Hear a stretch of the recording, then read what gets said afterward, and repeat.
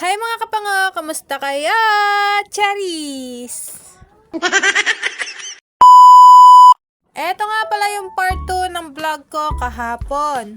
Wow! Lalagyan ko nga ng kortina yung aking lagayan ng kalan. Wow! Medyo pangit kasing tignan kung wala siyang kortina. At bago ko ikabit yung binili kong kortina ay lilinisin ko muna yung paligid ng aking kalanan.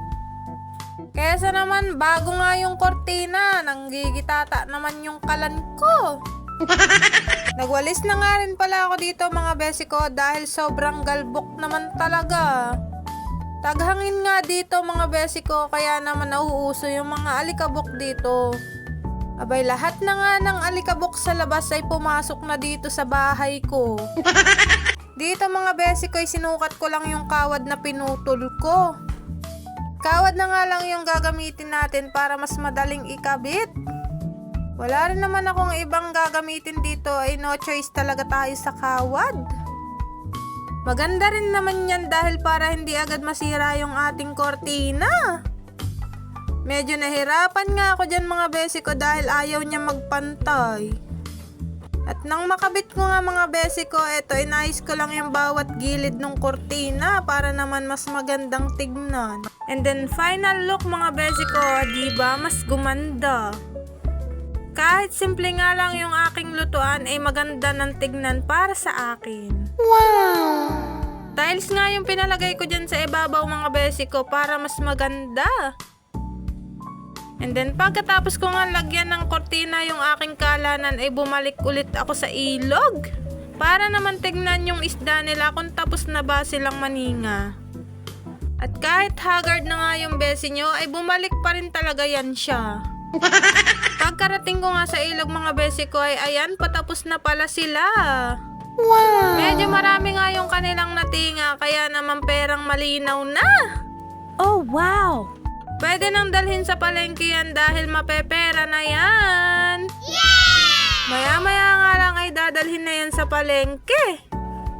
At fast forward mga besi ko, ayan nasa bahay na ako ng mga time na yan para naman mag-ayos ng sarili ko. Dahil pupunta kami sa San Diego para naman maglaog-laog. O laog-laog, gala-gala yun mga besi ko. Charis. Gagala nga lang kami ng kaunti para naman ma-relax-relax naman yung aming katawan. Fast forward mga besi ko, ayan nakasakay na kami. Wow! Nagkaya ka ganyan pumunta sa San Diego kaya sumama na rin kami. Alam nyo naman na kami mag-asawa basta galaan ay ready to go yan. Wow! Kasama nga pala namin yung pinsan ko tsaka yung asawa niya. Pagpasensyahan nyo na nga pala mga besi ko kung ngayon ko lang na-upload yung part 2 ng ating video. Dahil sobrang dami ko rin naman ginagawa sa bahay. Aww. Bukod sa kailangan ko magluto, ay kailangan ko rin maglinis ng bahay. Wow! At eto mga besi ko, nasa Walter Mart na tayo. Ang ganda, diba? Eto nga yung gustong-gusto ko kapag nagbabiyahe kami ng asawa ko. Yun nakikita ko yung lahat ng tanawin. Wow! Ay sadya naman nagapuso-puso yung mata ko pag nakakakita ako ng ganyang kagaganda. At para sa mga followers ko dyan, ay wag niyo naman akong kakalimutan suportahan. Maraming salamat po.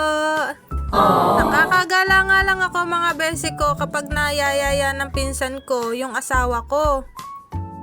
Abay, syempre, isasama ako kapag sumama siya. Wow! Alangan naman ako iiwan niya. Abay, hindi siya makakasama. Charis. Kahit medyo pagod nga sila, ay for the go. Wow! Sabi nga ng asawa ko ay wag na daw akong mag-vlog at saglit lang daw naman kami doon. Ang gusto niya nga kasi mga besi ko kapag nagbablog ako ay yung maraming nakikita. Wow! Para daw naman sulit yung inyong panunood. O, diba? Parang kasalanan ko pa. And then, fast forward mga besi ko, nandito na kami sa bahay nung pinuntahan namin. Wow! And then, yun lang mga besi ko. Sana nag-enjoy kayo kahit papaano sa aking vlog. Ingat kayo palagi.